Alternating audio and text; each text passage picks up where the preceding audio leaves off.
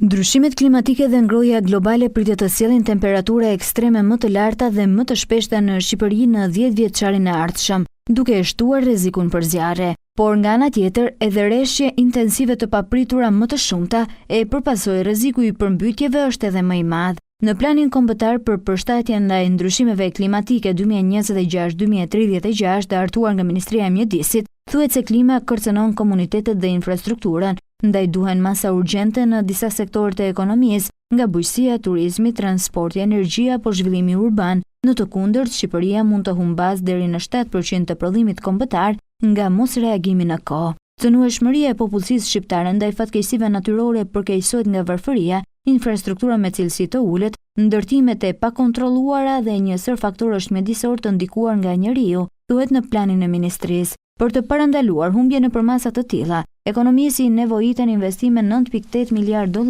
në sisteme kullimi, argjinatura, rezervuar, teknologji mbrojtëse ndaj ngjarjeve ekstreme apo në ngritje të sistemeve të informacionit. Po ashtu do të investohet në ripyllëzim në shkallë të gjerë, në ngritjen e planeve të emergjencave, gjelbërim urban, si dhe në rivendosje në një brezi të gjelbër përgjatë Bregdetit për të mbrojtur tokën nga erozioni. Investime po ashtu duhet të bëhen edhe në infrastrukturën energjetike. Këto projekte, thuhet në dokument, janë të domosdoshme pasi Shqipëria ka humbur $2.3 miliardë në 3 dekada prej fatkeqësive natyrore. Fatkeqësia më e afërt është ajo e tërmetit të nëntorit 2019 me 51 viktima dhe 200.000 banor të prekur, e me kontribut negativ në ekonomi me 7.5% të prodhimit kombëtar. Sektorët më të rrezikuar nga ndryshimet klimatike janë bujqësia dhe turizmi. Sipas planit, sektori bujqësor, që është kryesor në ekonominë e vendit, do të përballet me rënje të prodhimit, tkurrje të tokave të mbjella e mungesë vaditje. Po kështu edhe turizmi bregdetar, atraksioni kryesor në vend,